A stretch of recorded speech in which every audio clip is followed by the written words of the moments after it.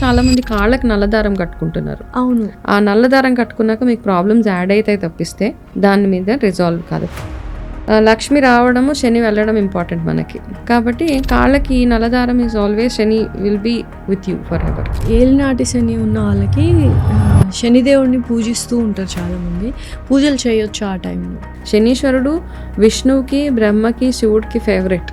So వీళ్ళని పూజించినా ఆయన శని టైంలో ఉన్న ఎఫెక్ట్స్ అన్నీ మనకి తగ్గుతాయి. శని అనుగ్రహం ఉన్న వాళ్ళు చక్కగా టాప్ లెవెల్లో ఉంటారు ఎక్కడైనా. కానీ దేవుడా నువ్వు నాకు ఇది ఇస్తే నేను నీకు ముక్కు తీర్చుకుంటాను అనేది కరెక్టా? ఒక ఇద్దరు కపుల్ ఉన్నారు, వాళ్ళు లవ్ మ్యారేజ్.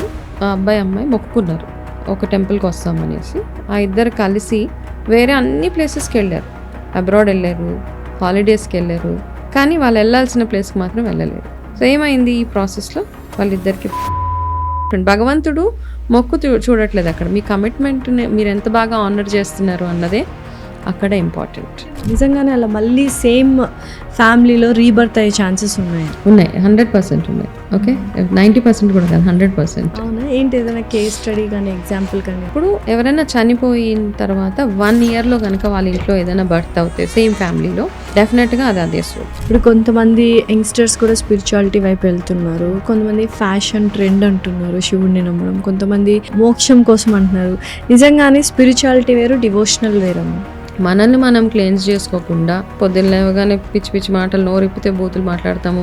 లేకపోతే వాళ్ళు చెడిపోవాలి, వీళ్ళు చెడిపోవాలి, వాళ్ళ గురించి బ్యాడ్గా, వీళ్ళ గురించి బ్యాడ్గా అన్నీ ఆలోచించుకుంటూ 100,000 పూజలు చేసినా ఇట్ వోంట్ వర్క్.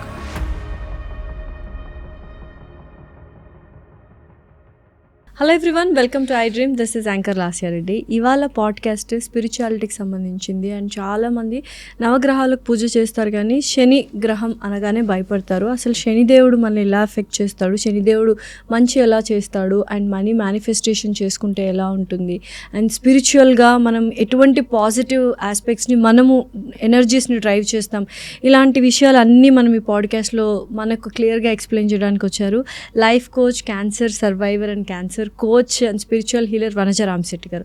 నమస్కారం మ్యామ్. నమస్తే మలాసి. ఎలా ఉన్నారు? బాగున్నాను, thank you so much. Always positive ఆరాతో వస్తూ ఉంటారు, ఒక పాజిటివ్ ఎనర్జీ వస్తుంది.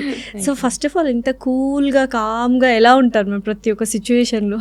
ఐ థింక్ ప్రాక్టీస్ తోటి వచ్చేస్తుందమ్మా అలాగా. అండ్ దాంతోపాటు ఏంటంటే రియాక్ట్ అవ్వను అని కాదు సిట్యువేషన్స్కి, కాకపోతే కొన్ని మనకు తెలిసిపోతాయి కదా, ఈ సిట్యువేషన్స్ ఇంతే, మనం ఏం చేసినా ఇంకా అవి మారవు అన్నప్పుడు మనం అరిచి పెద్దగా మాట్లాడి కాల్ చేసి అప్సెట్ అయిపోయే ప్రయోజనం లేదు. అంటే ఇప్పుడు చాలామంది ఒక చిన్న విషయానికి, ఇష్యూకి గొడవ పడుతూ ఉంటారు, ఎమోషనల్ ఇంబ్యాలెన్సెస్ అవుతూ ఉంటారు. ఆ గొడవ పడడంలోనే సగం టైం అయిపోతుంది, ఆర్గ్యుమెంట్లోనే, డిస్కషన్లోనే, కాన్వర్జేషన్లోనే.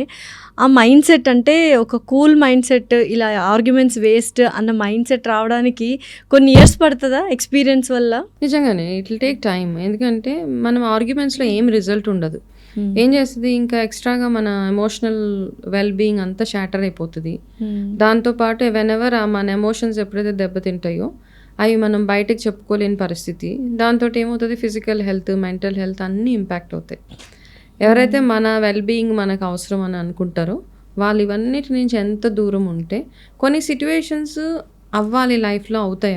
అవన్నీ మనకి ఏదో లెసన్ నేర్పిస్తాయి అంతే తప్పిస్తే వాటిని పట్టుకొని సంవత్సరాలు అవే ఆలోచించుకొని పగ, ప్రతీకారము, వాళ్ళని ఏదైనా అనాలి, వాళ్ళు నన్ను ఇన్సల్ట్ చేశారు కాబట్టి నేను వాళ్ళకి ఏదో ఒకటి చెయ్యాలి, వాళ్ళ కోసం మన టైం వేస్ట్ అవుతుంది, మన ఎమోషనల్ ఇంబ్యాలెన్సెస్ అయిపోతూ ఉంటాయి. ఎవరి కోసమో మిమ్మల్ని మీరు ప్రూవ్ చేసుకోవడానికి ట్రై చేసే ప్రాసెస్లు చాలా మంది ఉంటారు. అలా ఇస్ నో పాయింట్. మీ గురించి, మీ గోల్స్ ఏవైతే ఉన్నాయో, మీరు ఏం చేయాలనుకుంటున్నారో, మీ highest, become the best version of yourself, అంతే. అలా అవ్వాలి అంటే ఇవన్నీ పక్కన పెట్టాలి మనం. డెఫినెట్లీ. కమింగ్ బ్యాక్ టు మనము నవగ్రహాల గురించి, ఇప్పుడు చాలామంది నవగ్రహాలకు పూజ చేస్తూ ఉంటారు. అండ్ ఎస్పెషల్లీ అందులో శనిగ్రహం అనగానే చాలా మందికి భయం ఉంటుంది. అంటే శని దేవుడిని పూజించాలి, ఆరాధించాలి అంటారు, కానీ ఎక్కడో భయం అవుతూ ఉంటుంది. ఎందుకు సాటర్న్ ప్లానెట్ అంటేనే ఎందుకు భయపడుతూ ఉంటారు? ఎటువంటి ఎఫెక్ట్స్ వస్తాయి? పూజలు చేయొచ్చా మనము? సో శని బేసిక్గా ఏంటంటే, ఇప్పుడు నేను లాస్యా ఈరోజు నువ్వు ఈ డ్రెస్ వేసుకోకు, వేరే కలర్ వేసుకో అని ప్రతిరోజు నేను నీకు ఒక రెస్ట్రిక్షన్ పెడితే ఎట్లా అనిపిస్తుంది? యూ డోంట్ లైక్ మీ కదా, ఇష్టం అనిపించదు. సో సాటర్న్ ఏంటంటే రెస్ట్రిక్షన్స్ అనమాట. Discipline and restriction. Okay. Right. కాబట్టి ఏంటంటే మనుషులు ఎదరు భయపడతారు లేకపోతే ఇష్టపడరు, సఫకేటింగ్గా ఫీల్ అవుతుంది, సఫకేటింగ్గా ఉంటుంది. అందుకని ఏంటంటే మనము సాటర్న్ అనగానే కొంచెము భయపడిపోతూ ఉంటాము. అందరూ ఏమనుకుంటారు, సాటర్న్ ఏం చేస్తారు, మనని ఒక డిసిప్లిన్లోకి తీసుకురావడానికి ఆయన హెల్ప్ చేస్తారు. ఓకే. ప్రతి మనిషి జీవితంలో శని ఏదైతే దశ ఏదైతే ఉంటుందో ఇది అట్లీస్ట్ ఒక 3 సార్లు వస్తుంది, కొంతమంది లైఫ్లో 4 టైమ్స్ కూడా వస్తుంది. సో ఇలా వచ్చినప్పుడు ఏంటంటే చాలా మంది భయపడిపోతూ ఉంటారు. ఇది రాగానే కృంగి అయిపోయింది నాకు ఇంకా ఇప్పుడు నెక్స్ట్ ఇయర్. నేను మొన్న ఒక ఆయన ఒక వీడియో ఇలాగే స్క్రోల్ చేస్తా ఉంటే ఒక వీడియో వచ్చింది, నెక్స్ట్ 2027లో వృషభ రాశి వాళ్ళకి శని ఏళ్ళనాటి శని స్టార్ట్ అవుతుంది. ఇంకా ఆయన ఇట్లా టెరిఫైడ్గా చెప్పేస్తున్నాడు అందరికీ. సో ఏమవుతుంది, వృషభ రాశి వాళ్ళందరూ, నేను కూడా వృషభ రాశి వాళ్ళందరూ ఇప్పటి నుంచే టెన్షన్ పడిపోతుంటారు, ఎప్పుడో నెక్స్ట్ ఇయర్ వచ్చే ఏళ్ళనాటి శని. బట్ స్టిల్ ఈ క్షణం నుంచే స్టార్ట్ నుంచే మీరు ఇలాగ అయిపోతుంది, మీకు అట్లా అయిపోతుంది. నో బడీ కెన్ డిసైడ్ 7.5 ఉన్నప్పుడు మీ లైఫ్లో ఏం జరుగుతుందో అన్నది nobody can predict.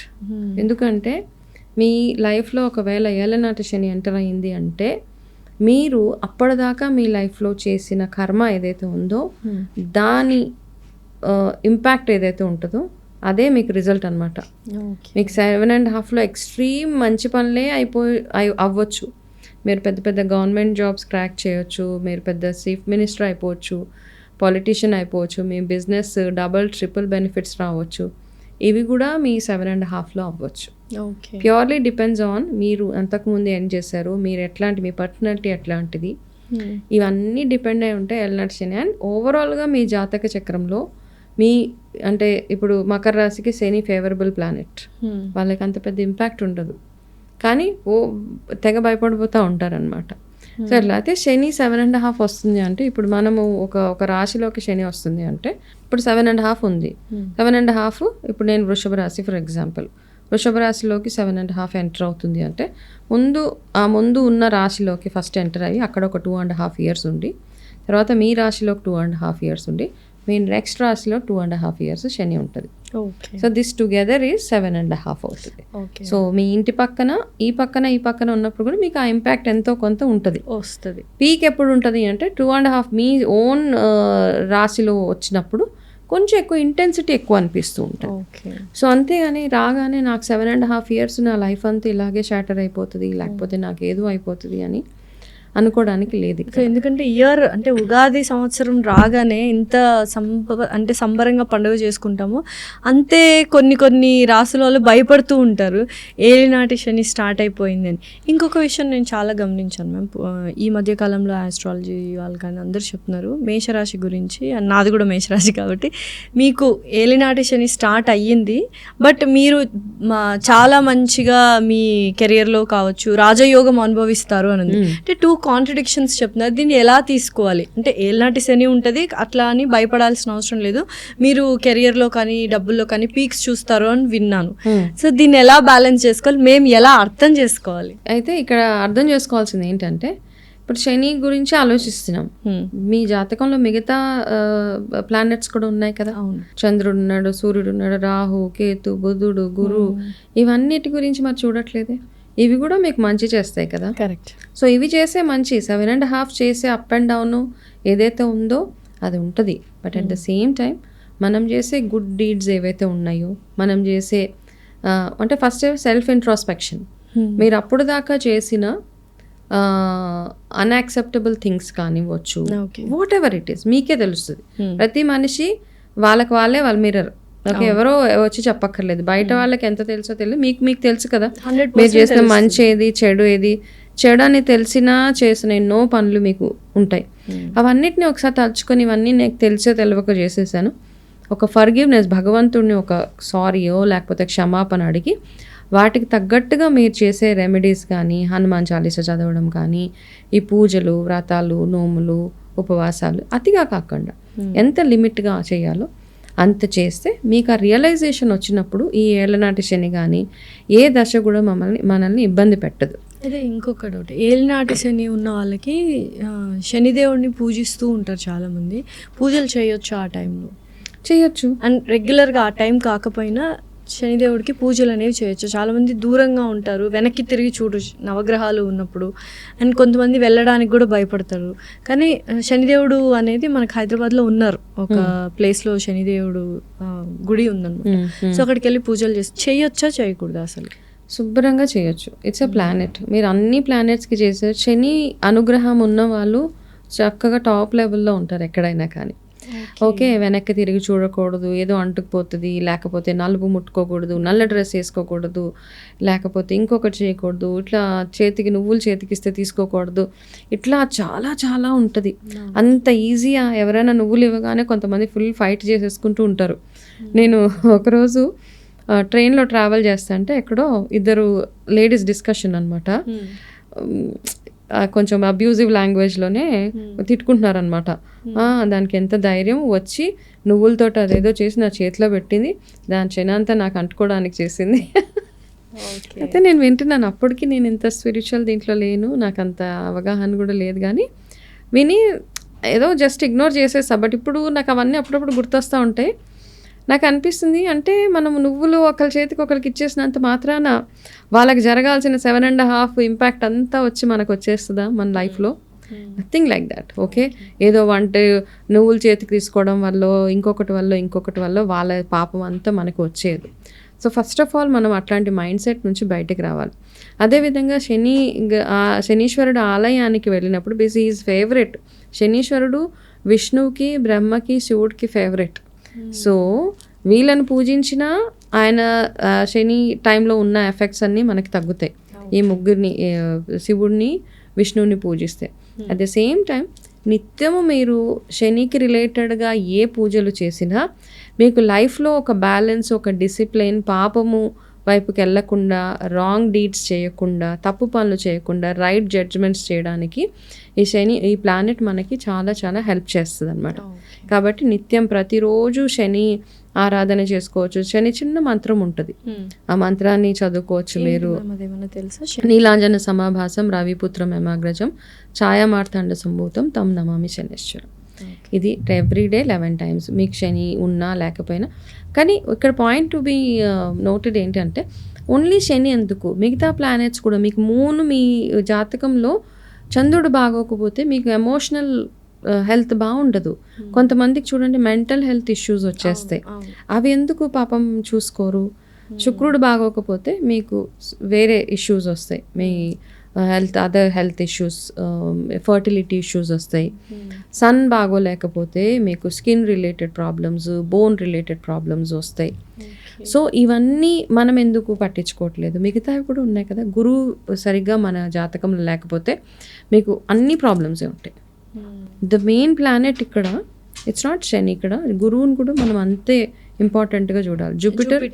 Jupiter is the wonderful planet. మన లైఫ్లో ఎటువంటి మిరాకిల్స్ అవ్వాలన్నా గురుగ్రహము అనుగ్రహం ఒకవేళ ఉంటే, ఇప్పుడు ఎల్నాటి శని ఉన్నా వాళ్ళకి మేబీ గురుగ్రహం అనుగ్రహం చాలా బాగుంది కాబట్టి they will do very well in ఆ పీరియడ్లో. And at the same time Shani punish చేయదు. శని ఏళ్ళనాటి శని కానీ అర్ధాష్టమ శని ఇట్లాంటివి ఎవరికైతే ఉంటాయో కామ్గా కూర్చొని ఇంట్రాస్పెక్ట్ చేసుకోండి. గబగబా పూజారుల దగ్గరికి వెళ్ళిపోయి ఎవరిని పడితే వాళ్ళని స్పిరిచువల్ హీలర్స్ దగ్గరికి వెళ్ళిపోయి మేము ఏం చేస్తే, ఏం వ్రతాలు చేయాలి, ఏం నోములు చేయాలి, don't do for the sake of doing it.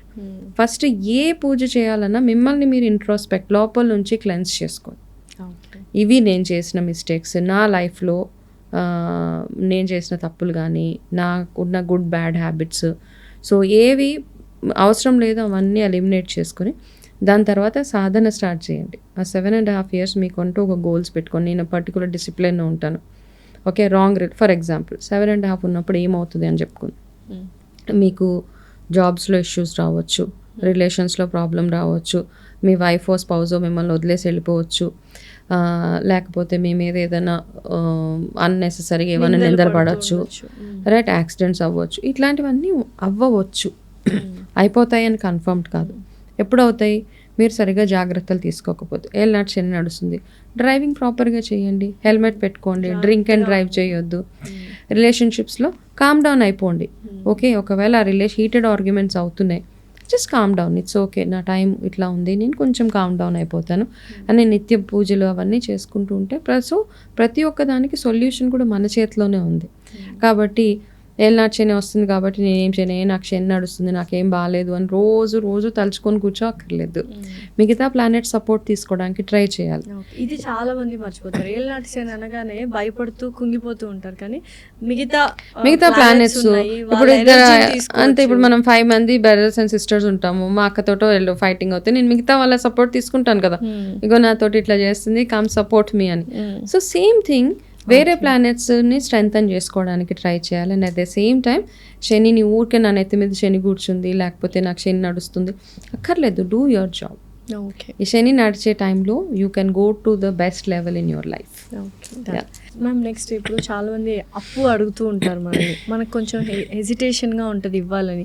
కానీ ఏంటంటే ఇస్తే మళ్ళీ రిటర్న్ వస్తుంది. అసలు అప్పు అడిగినప్పుడు మనము డబ్బులు ఇవ్వచ్చా, మనీ ఇవ్వచ్చా అంటే ఎలా దీన్ని చూడాలి? చాలామంది ఇప్పుడు మనీ మేనిఫెస్టేషన్ ఉన్నారు, కొన్ని పనులు చేయకూడదు అంటున్నారు.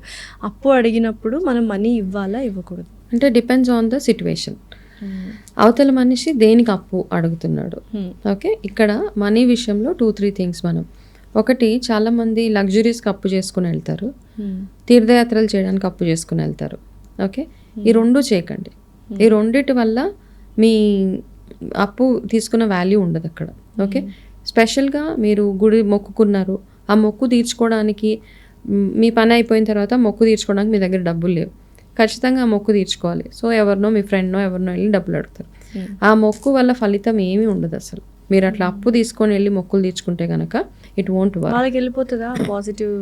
ఖచ్చితంగా వెళ్తుంది, ఖచ్చితంగా వెళ్తుంది. అందుకేనా మ్యామ్, అంటే యూజువల్గా వెళ్ళి హారతి పళ్ళెంలో డబ్బులు, హుండీలో డబ్బులు మీ డబ్బులే వేయాలి, పక్క వాళ్ళే వేయకూడదు అంటూ ఉంటారు. అంతే, చాలా మంది తీసుకోరు కూడా. అంటే ఒక గ్రూప్లో వెళ్ళినప్పుడు, ఫ్యామిలీస్ గ్రూప్లో కానీ ఫ్రెండ్స్ గ్రూప్లో వెళ్ళినప్పుడు ఎవరి డబ్బు వాళ్ళే కొబ్బరికాయలు కొన్నా ఏం కొన్నా మన మనీతోటే కొనాలి. ఒకవేళ లేనప్పుడు వేయకపోయినా ఇవ్వకపోయినా ఏమీ నష్టం లేదు. మీ దగ్గర ఉన్నప్పుడు ఆ మొక్కు తీర్చుకోవడానికి ట్రై చేయండి. భగవంతుడిని అడగండి, ఈ మొక్కు, ఈ పని నాకు అయిపోయింది, దానికి నేను ఎప్పుడు నీకు థ్యాంక్ఫుల్గానే ఉంటాను, కానీ నా మొక్కు ఏదైతే ఉందో అది తీర్చుకునే అవకాశం కూడా నాకు భగవంతుడు కల్పించాలి అని భగవంతుడిని అడిగితే ఆయనే ఒక రూట్ చూపించేస్తాడు మనకి. అంతేగాని గబగబా అప్పు చేసేసి వెళ్ళిపోవడం, ఇది ఒకటి. రెండోది ఏంటంటే, అవతల మనిషి డబ్బులు అడిగినప్పుడు ఎందుకు అడుగుతున్నావు, దేనికోసం అవసరం. వాళ్ళు ఒకవేళ లగ్జరీస్గా అడుగుతున్నా, ఏదన్నా అడుగుతున్నా మనం ఇవ్వాల్సిన అవసరం లేదు. బ్లంట్గా నువ్వు అని చెప్పేయచ్చు. క్రిటికల్ సిచ్యువేషన్స్ ఉంటాయి, పెళ్ళి, హెల్త్ ఇష్యూస్, పెళ్ళి, వీటికి ఇవ్వచ్చు. లేకపోతే ఎవరైనా కార్ కొనుక్కుంటున్నారు, బైక్ కొనుక్కుంటున్నారు, నాకు ఒక 50,000 తక్కువ పడింది, మీరు ignore, up front you can ignore that. ఇవ్వాల్సిన అవసరమే లేదు. చూసావా వాళ్ళ దగ్గర ఉన్నాయి అయినా ఇవ్వట్లేదు అని ఇవన్నీ అంటూ ఉంటారు, నో ప్రాబ్లం. రెండోది ఏంటంటే, వ్యసనాలకి చాలా ఉంటారు కొంతమంది. ఓకే, ఆ వ్యసనాలకి అలవాటు అయిపోయిన వాళ్ళకి అసలే మనము మనీ ఇవ్వకూడదు. అట్లా ఇచ్చినప్పుడు ఏమవుతుందంటే, ఇచ్చిన వాళ్ళకే ప్రాబ్లమ్స్ స్టార్ట్ అవుతాయి. Okay, some times they don't deserve. కొంతమందికి డబ్బులు ఇచ్చిన తర్వాత మనకి డబ్బులు ప్రాబ్లమ్స్ స్టార్ట్ అవుతాయి చాలా విషయాలలో. ఎస్పెషలీ మన ప్లానెటరీ మూవ్మెంట్స్ బాగోలేనప్పుడు, నాకు తెలిసిన నాలెడ్జ్, నా ఎక్స్పీరియన్స్తో చెప్తున్నా, మనం ఎవరికైనా వాళ్ళకి అప్పు ఇచ్చామనుకోండి, దానివల్ల మనకి ఇంకా ప్రాబ్లమ్స్ స్టార్ట్ అవుతాయి, వాళ్ళతోటే మనకు నష్టం రావడమే. ఎందుకంటే భగవంతుడు మనకి లైఫ్లో ఒక టెస్టింగ్ పీరియడ్ ఇస్తాడు. ఆ టెస్ట్ని మనం తీసుకోలేం. ఫైనాన్షియల్గా నాకు ప్రాబ్లం ఉంది, నేను ఏం చేస్తాను, ఫస్ట్ దాన్ని ఎట్లా సాల్వ్ చేసుకోవాలి, ఎందుకు నాకు ఈ ప్రాబ్లం వచ్చిందని ఫస్ట్ నన్ను నేను ఇంట్రాస్పెక్ట్ చేసుకుని, నా దగ్గర ఉన్న రిసోర్సెస్ ఏవైతే ఉన్నాయో, ఫర్ ఎగ్జాంపుల్ నా టైం బాగాలేదు, నా జాతకం బాగాలేదు, నాకు ఫైనాన్షియల్ ప్రాబ్లం వచ్చింది, రాగానే నేను తట్టుకోలేక నేను నీ దగ్గరికి వచ్చి నాకు కొన్ని డబ్బులు ఇవ్వు అంటే that's a wrong thing. First ఎందుకు నీకు ఆ ప్రాబ్లం వచ్చింది, ఏం చేయడం వల్ల ఆ ప్రాబ్లం వచ్చింది. మూడోది, నీ దగ్గర ఏం రిసోర్సెస్ ఉన్నాయి. కొంతమంది అప్పు ఎట్లా, వాళ్ళ ఒంటి నిండా బంగారం ఉంటుంది, బట్ స్టిల్ వచ్చి అప్పు అడుగుతారు. మనకు అనిపిస్తుంది, అరే వీళ్ళు ఒంటి మీద ఇంత బంగారం ఉంది, అది ఏదో పెట్టి వాళ్ళు తీర్చుకోవచ్చు కదా. కానీ ఏంటంటే వాళ్ళకి అక్కడ ఏమవుతుందంటే, అమ్మో ఈ బంగారం అమ్మేస్తే, లేకపోతే ఇంకొకటి అమ్మేస్తే నాకు ప్రాబ్లం వస్తుంది అన్న. విత్ ఇన్ యువర్ రిలేటివ్స్, మీ సిబ్లింగ్స్ మధ్యలో ఓకే, బట్ బయట వాళ్ళని అడుగుతున్నప్పుడు be very very careful. So మీ దగ్గర ఏమేమి రిసోర్సెస్ ఉన్నాయి, అన్ని ఆప్షన్స్ క్లోజ్ అయిపోయాయి అంటే లాస్ట్ ఆప్షన్గా వెళ్ళి డబ్బులు అప్పు. ఆ అప్పు తీర్చుకున్నప్పుడు కూడా నేను రియలైజ్ అయింది ఏంటంటే, కొంతమందికి పర్లేదులే నీ దగ్గర ఉన్నప్పుడు ఇవ్వు అని మాత్రం అనవద్దు. ఎందుకంటే ఆ రుణం అట్లా ఉండిపోతుంది మనకి. టేక్ సంథింగ్, ₹1 ఇంట్రెస్టో 50 NP ఇంట్రెస్టో సంథింగ్ యూ టేక్. అప్పు ఇచ్చేటప్పుడు మనం మైండ్లో పెట్టుకోవాల్సింది 2. ఐదర్ బీ వెరీ క్లియర్, మీ టర్మ్స్ అండ్ కండిషన్స్ క్లియర్గా పెట్టుకోండి, లేదా మీరు చారిటీ ఈ డబ్బులు నాకు రాకపోయినా పర్వాలేదు అన్నప్పుడు అవతల వాళ్ళకి అప్పు ఇవ్వండి. ఈ విషయంలోనే మంచి మంచి ఇద్దరి మధ్య ఫైటింగ్స్ అయిపోవడము. అండ్ ఇచ్చినప్పుడు నాకేం అవసరం లేదు, ఇంట్రెస్ట్ అవసరం లేదు, నీ దగ్గర ఉన్నప్పుడు ఇవ్వంటే అవతల వాళ్ళు ఏమనుకుంటారంటే వీళ్ళ దగ్గర ఎక్కువై మనకిస్తున్నారు. సో చార్జ్ అట్లీస్ట్ ₹1 ఇంట్రెస్ట్ ఉన్నా charge some interest and give money.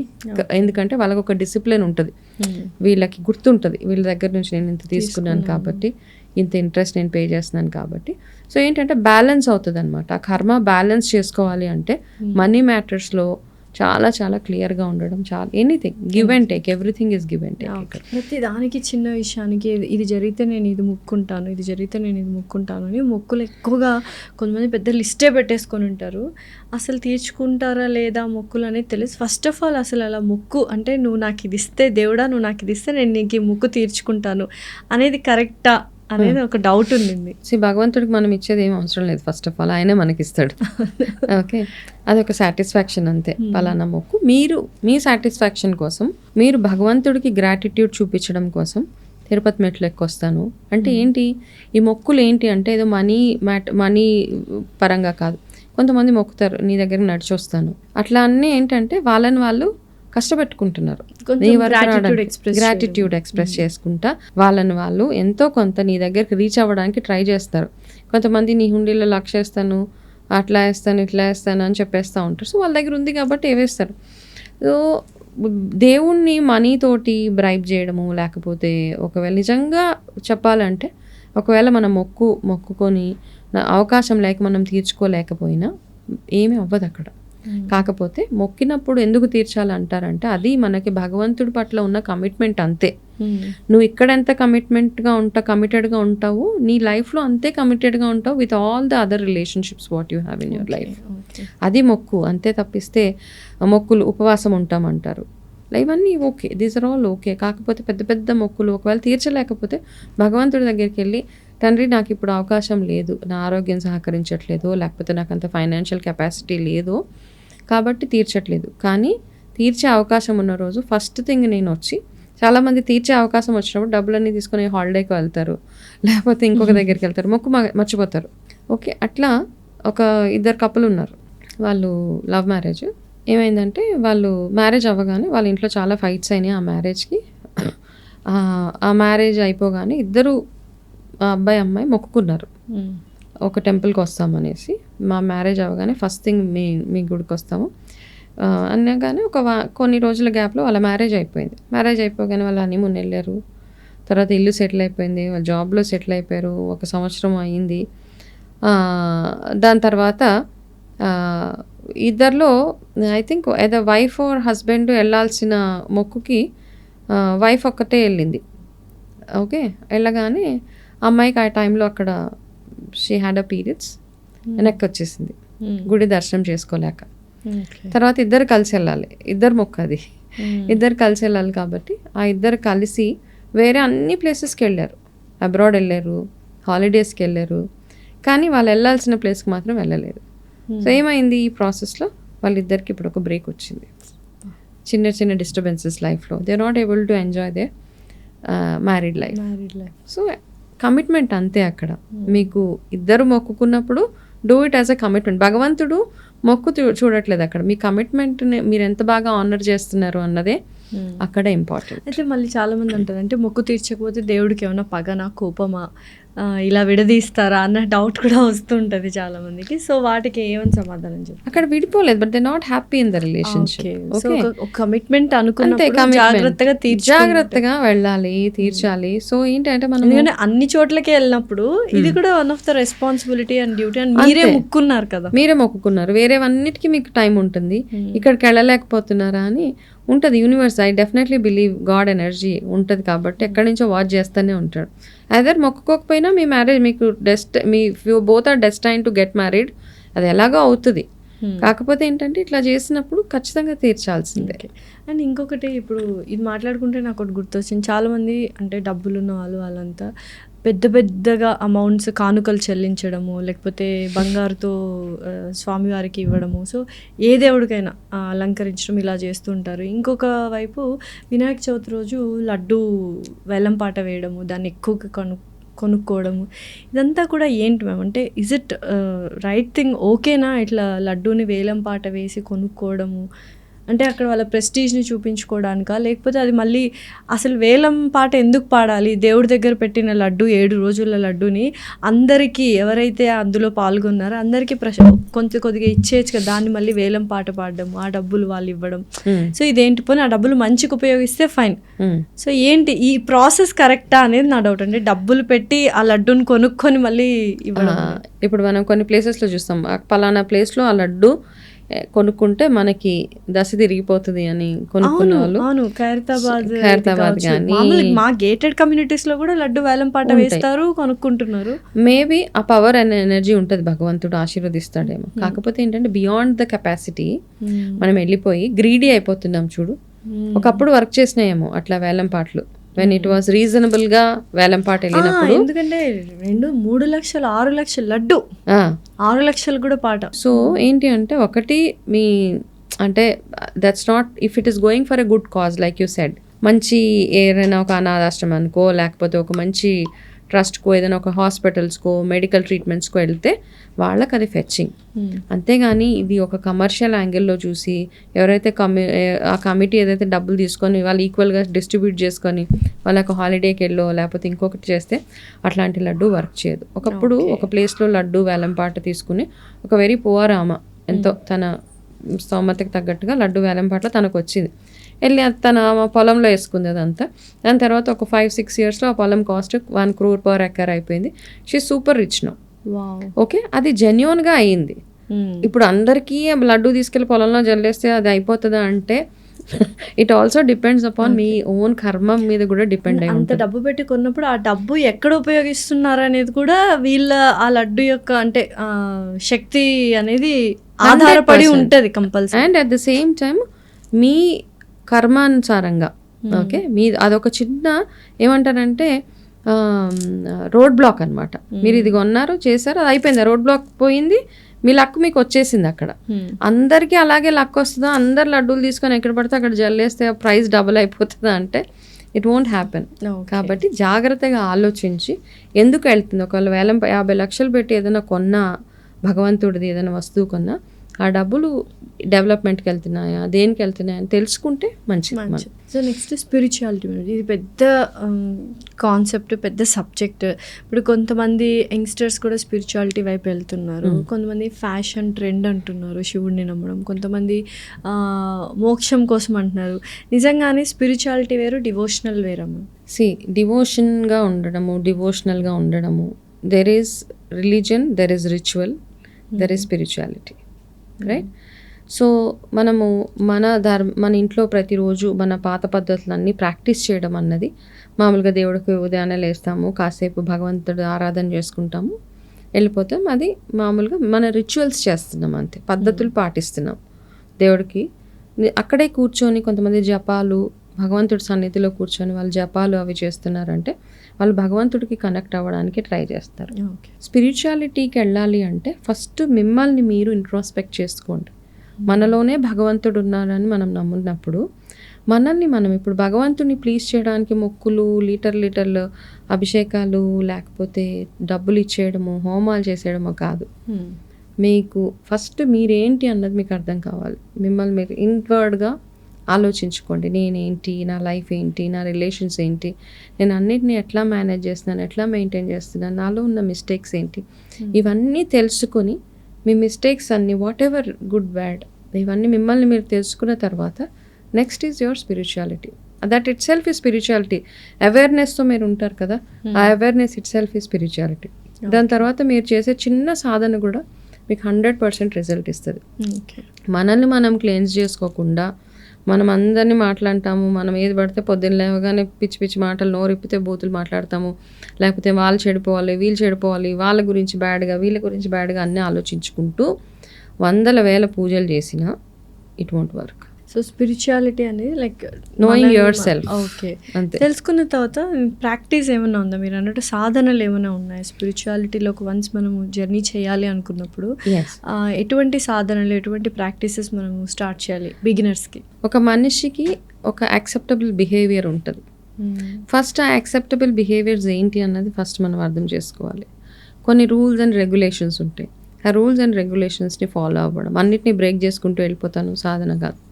ఆ రూల్స్ అండ్ రెగ్యులేషన్స్, టైంని ఫాలో అవ్వడం, ఓకే, డిసిప్లిన్గా ఉండడం, ఒక కమిటెడ్గా ఉండడం. సో సాధన అప్పుడు అనమాట. మామూలుగా మనం స్పిరిచువాలిటీలో లేనప్పుడు ఒక 5 నిమిషాలు కూడా మనం ప్రేయర్ పూజలు చేయలేం. అదే మనల్ని మనం తెలుసుకుని ఇన్నర్గా మనం తెలుసుకొని ఆ స్పిరిచువాలిటీ వైపు వెళ్తున్నప్పుడు 2-3 అవర్స్ అయినా కానీ మీరు ఆ ధ్యానంలో కూర్చోగలుగుతారు. ఓకే ఓకే, అవేర్నెస్ కోసమే. అక్కడ నుంచి ఒక్కసారి మనం రియల్గా స్పిరిచువల్గా అయిపోతే మనకి ఏమి కోరికలు ఏమి ఉండవు. You just want to know your self and get connected. భగవంతుడికి కనెక్ట్ అవ్వడానికి మాత్రమే ట్రై చేస్తాం. అప్పుడు మీ ఇష్టదైవం ఎవరైతే ఉన్నారో వాళ్ళ సాధన చేయడం.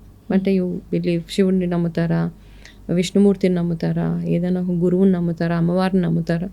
సో డిపెండింగ్ ఆన్ దట్ మీరు చేసే సాధనలు డీప్గా డైవ్ చేసి వాళ్ళ గురించి తెలుసుకోవడం స్టార్ట్ చేస్తారు. ఇప్పుడు చాలామంది ఎంత బాగా మాట్లాడతారు. ఇప్పుడు ప్రవచనాలు అవన్నీ చూస్తూ ఉంటాం. అవి చేసేటప్పుడు ఇంకా వినాలనిపిస్తూ ఉంటుంది. ఎందుకంటే వాళ్ళ సబ్జెక్ట్లో డీప్ డైవ్ చేసి వాళ్ళ గురించి తెలుసుకుని ఇంకా వాళ్ళకి ఇంకేం కోరికలు ఉండవు. అంతే, వాళ్ళు బాగుండి నలుగురికి మంచి చేయాలి అన్న ఒక, అండ్ వాళ్ళ ధర్మం ఏదైతే ఉందో as a father, mother, who ever it is, వాళ్ళ రెస్పాన్సిబిలిటీస్ వాళ్ళని చక్కగా ఫుల్ఫిల్ చేసుకుంటూ స్పిరిచువాలిటీ వైపు వెళ్తారు. అయితే ఈ మధ్య యంగ్స్టర్స్, మీరు అన్నారు యంగ్స్టర్స్ కూడా ఈ స్పిరిచువాలిటీ వైపుకి వెళ్ళిపోతున్నారు. షో కోసం వెళ్ళక్కర్లేదు. ఓకే, ఒక ట్రెండ్ లాగా అయిపోయింది. అంటే నేను మంచోడిని లేకపోతే నేను మంచిదాన్ని అని ప్రూవ్ చేసుకునే ప్రాసెస్లో స్పిరిచువాలిటీ అక్కర్లేదు. ఓకే, స్పిరిచువాలిటీ అంటే నలుగురికి షోషా చేసుకోను అక్కర్లేదు మనం. ఓకే, మీ ఇంట్లో పద్ధతులు ఫస్ట్. యంగ్స్టర్స్కి నేను ఇచ్చే ఒక సజెషన్ ఏంటంటే, ఇంట్లో గెలిచి రచ్చగెలవాలి. ఫస్ట్ ఇంట్లో మీ పేరెంట్స్ మెప్పు పొందండి.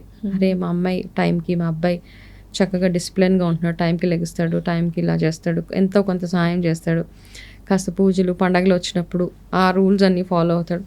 ఇక్కడ చేసిన తర్వాత అప్పుడు బయట మీరు what ever, it's good. Being spiritual is very good. పిల్లలకి నా సజెషన్ భగవద్గీత సారాంశం, అందులో ఏంటి ఉన్నది, ఇట్లాంటి చిన్న చిన్న బుక్స్, స్టోరీస్, రామాయణంలో మారల్ ఏంటి, అయ్యో ఎందుకు మాకు అక్కర్లేదు, బోరింగ్ స్టోరీస్ కాదు. మీరు చిన్నపిల్లలు యంగ్స్టర్స్ ఇవన్నీ విన్నప్పుడు మీరు బయట సొసైటీని ఎట్లా హ్యాండిల్ చేయాలి, ఏదైనా టఫ్ సిచ్యువేషన్స్ వస్తే వాటి నుంచి ఎట్లా బయటకు రావాలి అని వాళ్ళకి ఒక నాలెడ్జ్ అనమాట. దీనికోసం తెలవాలి కదా. దీనికోసం పర్సనాలిటీ డెవలప్మెంట్ అక్కర్లేదు. ఈ బుక్స్ కనుక చదివి పిల్లలకి చెప్పగలిగితే that it self is a personality development వాళ్ళకి. ఇందాక హ్యాపీనెస్, పీస్ఫుల్, అసలు ఏంటి హ్యాపీనెస్ అన్నా ఒకటే, పీస్ఫుల్నెస్ అన్నా ఒకటే అనుకుంటాం కదా. సంతోషంగా ఉండడానికి, మనశ్శాంతిగా ఉండడానికి డిఫరెన్స్ ఏంటి? ఏదైనా ఎగ్జాంపుల్? సంతోషంగా ఉంటే ఇప్పుడు నాకు ఇష్టమైన చీర కొనుక్కున్నాను, ఇష్టమైన నగలు కొనుక్కుంటే హ్యాపీగా ఉంటుంది. ఆ హ్యాపీనెస్ ఎప్పటికీ కంటిన్యూ అవుతుందా? అది temporary. Peacefulness is it's always there. I feel peaceful every time. నా మైండ్ కామ్గా ఉంటుంది. బికాస్ నా చుట్టూ అయ్యే ఏది నన్ను పెద్దగా బాదర్ చేయదు. అట్లానే అన్నిటిని వదిలేసుకొని ఉండలేము. కొన్ని విషయాలు ఉంటాయి. అయితే మనం హ్యూమన్, మనకు రెస్పాన్సిబిలిటీస్ ఉంటాయి. పిల్లలకి జ్వరాలు వస్తాయి, అయినా పీస్ఫుల్గా ఉంటాం ఉండలేము కదా. పిల్లలకి ఏదైనా ఇష్యూస్ వచ్చినా, ఇంట్లో ఫైనాన్షియల్ ప్రాబ్లం వచ్చినా, కాకపోతే ప్యానిక్ అవ్వం మనం. ఈ స్పిరిచువల్ లైన్లో ఉన్నప్పుడు వన్ స్ట్రాంగ్ బిలీఫ్ ఈస్ నాకు ఏదో ఒక సొల్యూషన్ భగవంతుడు ఇస్తాడు, లేదా మీ బ్రెయిన్ అంత షార్ప్గా వర్క్ చేస్తుంది, ఈ ప్రాబ్లమ్ని నేను ఎట్లా రిజాల్వ్ చేసుకోగలుగుతాను అన్న ఇది ఉంటుంది. అంతేగాని ఎమోషనల్ బ్రేక్ డౌన్ అనేది అవ్వరు వాళ్ళు. ఎస్, వాళ్ళు ఏంటంటే ఇన్వర్డ్గా ఆలోచిస్తారు, ఎందుకు అయింది, ఎలా అయింది, మొత్తం డీటెయిలింగ్గా ఆలోచించి ఆ తర్వాత ప్యానిక్ అయిపోయి యాంగ్జైటీ వచ్చేసి అయ్యో ఇట్లా ఎందుకయింది, అట్లా ఎందుకయింది అన్న ఆలోచన కంటే కూడా they are always calm. Most of the people who are స్పిరిచువల్గా చాలా ఇన్క్లైనింగ్గా ఉంటే గనక వాళ్ళ ఫీలింగ్స్ అవతల వాళ్ళకి అర్థం కాదు ఏమవుతుంది అన్నది. There always mostly they maintain calm and peace. రీసెంట్గా నేను కాశీ వెళ్ళాను అంటే చాలామంది ఫ్రెండ్స్ ఇదివరకు మాట్లాడిన ఫ్రెండ్స్ కానీ కలీగ్స్ కానీ చెప్పారు, కాశీకి వెళ్ళినప్పుడు కంపల్సరీ మణికర్ణిక ఘాట్లో కాసేపు కూర్చో, నీకు ఏంటి అసలు లైఫ్ అంటే ఏంటి అనేది తెలుస్తుంది అని అన్నారు. అంటే చాలామంది నిజంగానే ఏం తెలుస్తుంది మనకు మణికర్ణిక ఘాట్లో కూర్చుంటే, ఏం రియలైజ్ అవ్వాలి, అసలు అక్కడ కూర్చున్నప్పుడు మనం ఏం రియలైజ్ అవ్వాలని అనుకున్నాం. వెళ్ళి కూర్చోండి అని చెప్పారు, అక్కడి వరకు బాగుంది. వెళ్ళి కూర్చున్న తర్వాత మనం ఏం నేర్చుకోవాలి అనేది చాలామంది కన్ఫ్యూజ్డ్గా ఉంటారు. సో ఏం తెలుసుకోవాలి మనం అక్కడికి వెళ్ళిన తర్వాత? సో మణికర్ణిక ఘాట్ వెళ్ళినప్పుడు ఏమవుతుంది అంటే మనకి అక్కడ we see all the burning bodies కదా. అవును. అక్కడ వెళ్ళి కూర్చున్నప్పుడు మనం డిటాచ్మెంట్ నేర్పిస్తుంది ఆ ఘాట్ మనకి. అంటే ఇవన్నీ మనుషులు, లగ్జరీస్, మనీ, స్టేటస్, గొడవలు, స్టేటస్ కావాలి, ఇది అవ్వాలి, అది అవ్వాలి, వాళ్ళతో కుళ్ళు కుతంత్రం, ఇవన్నిటికంటే అక్కడ వెళ్ళి కూర్చున్నాక ఇట్లా కాలిపోవాల్సిందే కదా మనం లాస్ట్కి ఏదో ఒక రోజు, ఏదో ఒక ఇంతే కదా. దీనికోసమా మనం ఇంత కష్టపడుతున్నాం లైఫ్ అంతా అన్న ఒక రియలైజేషన్. అట్లా అంటే అక్కడే మణికర్ణిక ఘాట్ కానీ ఏ కాళేశవాన్ని చూసినా ఓకే మనకి ఆ ఫీలింగ్ వస్తుంది మా ఓకే ఇంతేనా మన లైఫ్, అంతా చేశాడు, ఏం సాధించాడు, ఇంత సంపాదించాడు, లాస్ట్కి వచ్చి ఇక్కడ కట్ట కాలిపోతుంది కదా అన్న ఆ రియలైజేషన్ కోసము అక్కడ వెళ్ళి టైం స్పెండ్ చేయమంటారు చాలామంది, అక్కడ కూర్చోమంటారు అనమాట. అంటే మనం ఒక అవేర్నెస్ తోటి వెళ్తే కొంతమంది అది చూసి అబ్బో నేను చూడలేనని పరిగెట్టుకొని వెనక్కి వచ్చేస్తారు. అక్కడ పీస్ ఆఫ్ మైండ్ తోటి కామ్గా కూర్చొని అబ్జర్వ్ చేస్తూ ఉంటే ఆ మనుషులు వస్తారు, కాసేపు ఏడుస్తారు, వెళ్ళిపోతారు. అందరూ అంతే కదా, మీకోసం కొంతసేపు ఏడుస్తారు, దాని తర్వాత ఎవరి రొటీన్ వాళ్ళదే. మీకోసం ఎవరైనా వెయిట్ చేస్తూ ఉంటారా? Everything is very normal, me life నార్మలే. కాకపోతే ఆ మనిషి లైఫ్ ఏమైంది, కాలిపోయాడు, వెళ్ళిపోయాడు, అంతే. చనిపోయిన తర్వాత ఎక్కడికి వెళ్తారో అనే క్వశ్చన్ చాలా మందికి ఉంటుంది. అంటే మీరు స్పిరిచువల్ హీలర్ అండ్ ఆస్ట్రాలజీ అన్నీ ఉన్నాయి కాబట్టి అసలు నిజంగా చనిపోయిన తర్వాత మనిషి అనే అతను అంటే సోల్ ఎక్కడికి వెళ్తుంది, మళ్ళీ పునర్జన్మ అనేది ఉంటుందా? I believe in past lives, పునర్జన్మలు అన్నిటిని బిలీవ్ చేస్తా.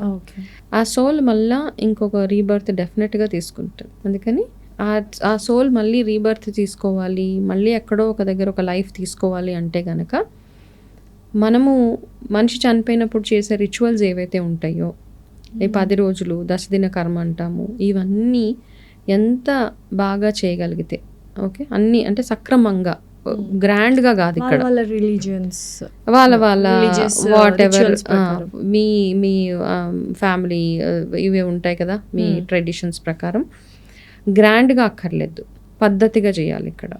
ఓకే ఇక్కడ ఏంటి అంటే ఎంత గ్రాండ్గా 10th డే చేసాము, ఎంత గ్రాండ్గా 11th డే చేసాము, ఎంత డెకరేషన్ చేసాము, ఎన్ని రిటర్న్ గిఫ్ట్స్ ఇచ్చాము, దిస్ నథింగ్. ఇక్కడ ఒక పద్ధతులు ఉంటాయి అన్నమాట. ఇంట్లో వాళ్ళు ఏమేం పద్ధతులు ఫాలో అవ్వాలి. ఆ 10 days షేవింగ్ చేసుకోరు, ఆ 10 days గ్రీవింగ్ పీరియడ్ అంటాం, ఆ 10 days సోల్ మన దగ్గరే తిరుగుతుంది అని చెప్తాం, అక్కడే ఉంటుంది. 10వ రోజు దశదిన కర్మ, 11th డే 12th డే, ఆ రోజు మనము ఆ సోల్కి విముక్తి ఎట్లంత బాగా చేపిస్తున్నాము అన్నది అక్కడ ఇంపార్టెంట్. గోదానం చేసేవాళ్ళు చేస్తారు. అప్పుడే అదే టైంలో పిల్లలు కొట్టుకుంటూ ఉంటారు, నువ్వు చెయ్యి అంటే నువ్వు చెయ్యి కార్యక్రమం, నేను చేయను నువ్వు చేయు. అదే టైంలో అందరికి ఎక్కడలేని రోషాలు, ఎక్కడలేని కోపాలు, ఇవన్నీ ఆ 10 మనిషి చచ్చిపోయినప్పుడు కొంతమంది ఇళ్లలో పీస్ ఉండదు. నువ్వేం చేసావు, నేనేం చేశాను, నువ్వు నీ రెస్పాన్సిబిలిటీ, ప్రాపర్టీస్ గొడవలు, ఈ చావుకి ఎంత ఖర్చు అవుతుంది, ఎంత షేర్ చేసుకోవాలి, ఎన్ని డబ్బులు, ఇట్లాంటి డిస్కషన్ అయినప్పుడు ఆ సోల్ ఇంకా కృంగిపోతుంది కదా. ఇందుక నేను ఇంత బ్రతికి చచ్చిపోయి మంచి పని చేశాను అన్న ఒక ఇది వచ్చేస్తుంది. సో ఈ 10 days ఏదైతే ఉందో ఫస్ట్ మంచి వాళ్ళని రిలీవ్ చేసేయాలి. యాక్చువల్గా 1 year టైంలో 1 year కార్యక్రమం ఏదైతే ఉందో సంవత్సరం వరకు, ఈ సంవత్సరం చేసే నెల మాసికాలు కానీ ఇవన్నీ మీరు పద్ధతిగా చేయడం ఒకటి. సో నేను ఒక స్పిరిచువల్ ప్రాక్టీస్లో నేర్చుకున్నది ఏంటి అంటే సోల్ మళ్ళీ బర్త్ తీసుకుంటుంది. అయితే మనం చేసే ఈ సంవత్సరికాలు ఏవైతే ఉంటాయో, ఆబ్దికాలు సంవత్సరం చేస్తాం పెద్దవాళ్ళ పేరు మీద, అవి ఖచ్చితంగా చేస్తూ ఉండాలి. ఎప్పుడైతే మనం మానేస్తామో అదేమవుతుంది అంటే ఎంతో కొంత మీకు ఎంత తోస్తే అంత, పెద్దగా చేయక్కర్లేదు, చిన్నది వాళ్ళని తలుచుకొని ఆ రోజు వాళ్ళ పేరు మీద ఏదో ఒకటి చేయడము, తర్పణాలు అవి ఇవి చేస్తూ ఉంటే ఆ సోల్ ఎక్కడైతే బర్త్ తీసుకుంటుందో అక్కడ వాళ్ళకి ఎక్సలెంట్గా వాళ్ళ లైఫ్ ఉంటుంది, పీస్ఫుల్గా ఉంటుంది. అలజడి లేకుండా వాళ్ళు మంచి రీస్టార్ట్, న్యూ లైఫ్ స్టార్ట్. అవును, ఎవరికైతే మనము ఈ కర్మలు అవి చెయ్యము, వాళ్ళ లైఫ్ మళ్ళీ ఎక్కడైతే రీబర్త్ చేస్తుంటారో వాళ్ళ లైఫ్ అంతా షాటర్డ్గా ఉంటుంది, వాళ్ళకి ప్రాస్పెరిటీ ఉండదు, అన్ని రకాలుగా ప్రాబ్లమ్స్ ఉంటాయి. కాబట్టి మన పెద్దవాళ్ళకి అందుకే అంటారు యాన్సిస్టర్స్ని ఎప్పుడు తలుచుకోవాలి, వాళ్ళకి ఏదైనా తర్పణాలు కానీ వాళ్ళకి చేసే సంవత్సరికాలు, ఈ మన పెద్దల అమావాస్యలు ఇట్లాంటివి వచ్చినప్పుడు వాళ్ళ పేరు మీద ఎంతో కొంత ఇవన్నీ చేస్తూ ఉంటే వాళ్ళు ఎక్కడ బర్త్ తీసుకున్నా వాళ్ళకి ఫెచ్చింగ్గా ఉంటుంది. కాబట్టి నేను చదివిన స్పిరిచువల్ బుక్స్లో, because I believe in it, అందులో ఈ పాయింట్ నాకు బాగా అంటే నిజంగానే అనిపించింది, వెరీ ట్రూ కదా. అండ్ రీబర్త్ అనేది ఉంది అని నమ్ముతున్నారు మీరు. అండ్ అయితే ఇప్పుడు చాలామంది ఎవరైనా పెద్దవాళ్ళు చనిపోతే కూతురుగాను మనవడుగాను మనవరాలుగాను పుడతారు అని కొన్ని పోలికలు వాళ్ళు వస్తున్నాయి, కొన్ని బిహేవియర్స్ కూడా వాళ్ళు ఉంటాయి అంటారు. నిజంగానే అలా మళ్ళీ సేమ్ ఫ్యామిలీలో రీబర్త్ అయ్యే ఛాన్సెస్ ఉన్నాయా? ఉన్నాయి, 100% ఉన్నాయి. ఓకే, 90% కూడా కాదు, 100%. అవునా? ఏంటి ఏదైనా కేస్ స్టడీ కానీ ఎగ్జాంపుల్ కానీ ఉందా? 100%. ఇప్పుడు ఎవరైనా చనిపోయిన తర్వాత 1 yearలో కనుక వాళ్ళ ఇంట్లో ఏదైనా బర్త్ అవుతాయి సేమ్ ఫ్యామిలీలో, డెఫినెట్గా అదే సోల్ 1 year లోపే, 1 year లోపల. Okay, not beyond that. Beyond that ఉంటే మళ్ళీ ఆ సోల్ ఎక్కడ ఉంటుంది. అందుకే తొందరగా పెద్దవాళ్ళు ఏమంటారు, తొందరగా పెళ్ళిళ్ళు చేసేయండి, తొందరగా ఎట్లా ఉంటుంది అంటే మనకి ఏదో శుభకార్యం చేసేసి ఏదన్నా ఒక శుభకార్యం చేసి ఆ సంవత్సరం లోపల ఒకవేళ కనుక పిల్లలు అట్లా పుడితే అది డెఫినెట్గా అదే సోల్, ఐదర్ ఆడ మగ అట్లా అన్నా పుట్టవచ్చు. 100%. ఒక మా ఇంట్లోనే we have 2-3 అట్లా అన్నమాట.